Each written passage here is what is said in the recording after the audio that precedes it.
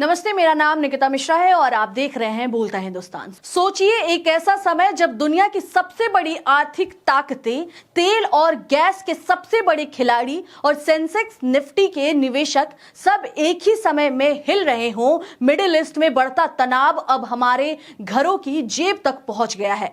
आज हम बात करने वाले हैं कि कैसे ईरान और कतर में हुए हमलों ने भारत और दुनिया के शेयर बाजार को हिलाकर रख दिया है और क्यों ट्रंप की एक गलती पूरी दुनिया के लिए खतरा बन गई है। हवा में धुआं है, जमीन पर आग है और आसमान पर युद्ध की काली चादर तनी हुई है। मिडिल ईस्ट अब सिर्फ एक जंग का मैदान नहीं रहा, यह उस बारूद का गोदाम बन चुका है जहां हर विस्फोट पूरी दुनिया की सांसें रोक दे रहा है। हुआ वही जिसका अंदेशा था और जिस दिन से तेल और गैस के भंडारों को निशाने पर लिया गया है, उसी दिन से ये साफ हो गया कि ये लड़ाई अब सिर्फ सरहद की नहीं रही बल्कि पूरी वैश्विक अर्थव्यवस्था की गर्दन पर रखी तलवार बन चुकी है। इजराइल ने जब ईरान के सबसे बड़े गैस फील्ड पर हमला किया, तब यह सिर्फ एक सैन्य कार्रवाई नहीं थी, उस समय उसके लाइफलाइन पर वार था जिससे दुनिया की ऊर्जा चलती है। लेकिन जवाब भी उतना ही भयानक आया।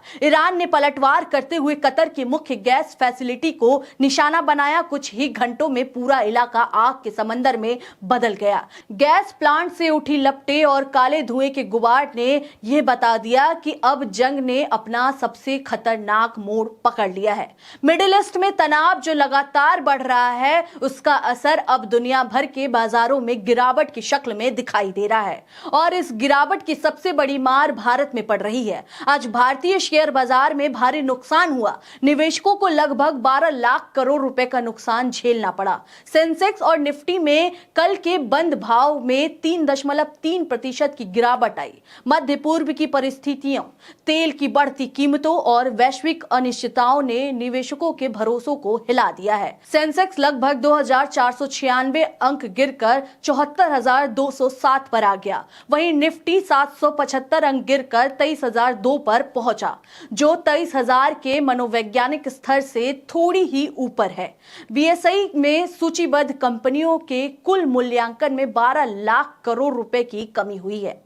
मध्य पूर्व में तनाव कम होने की कोई उम्मीद नहीं है। स्ट्रेट ऑफ हॉर्मुज बंद है और ईरान ने धमकी दी है कि कोई भी टैंकर इस मार्ग से गुजरा तो हमला किया जाएगा। ब्रेंट क्रूड की कीमतें $111.4 प्रति बैरल तक पहुंच गई है। ईरान और कतर के ऊर्जा केंद्रों पर हमले और तेल की बढ़ती कीमतों ने वैश्विक और घरेलू निवेशकों का भरोसा हिला दिया है।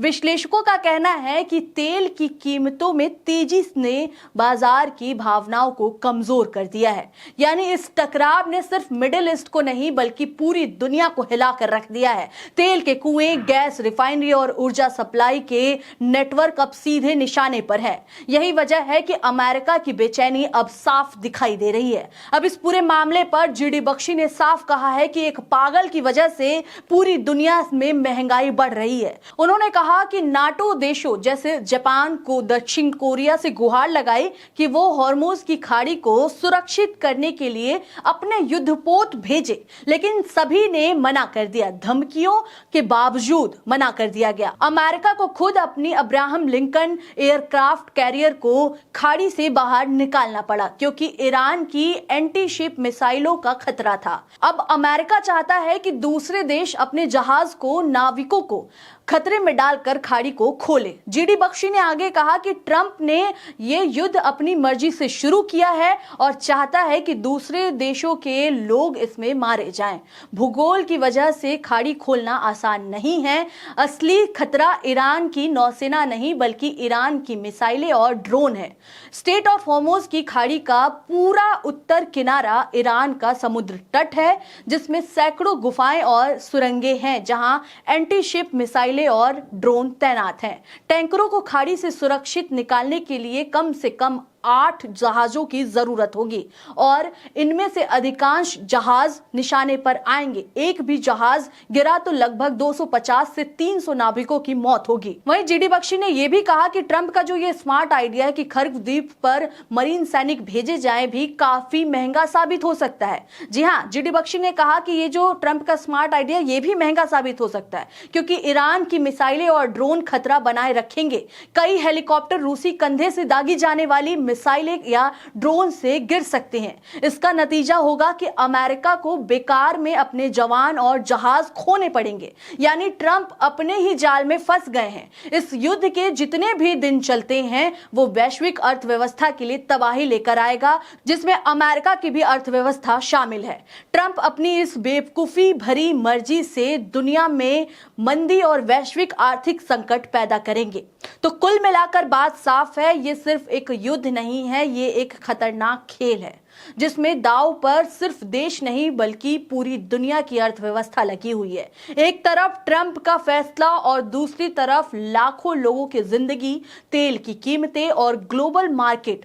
सवाल यही है कि क्या ये जंग वाकई जरूरी थी या सिर्फ एक जिद का नतीजा है? क्योंकि अगर ये जंग लंबी चली तो असर सिर्फ मिडिल ईस्ट तक सीमित नहीं रहेगा, जैसा कि आपको दिख रहा है कि अब असर सिर्फ मिडिल ईस्ट में नहीं दिखाई दे रहा है बल्कि पूरी दुनिया में दिखाई दे रहा है। आपकी जेब पर भी इसका असर पड़ेगा और पड़ता हुआ दिखाई भी दे रहा है और पूरी दुनिया इसकी कीमत चुकाएगी। फिलहाल इस खबर में इतना ही है। आपको क्या लगता है इस तमाम खबर पर? आप क्या सोचते हैं?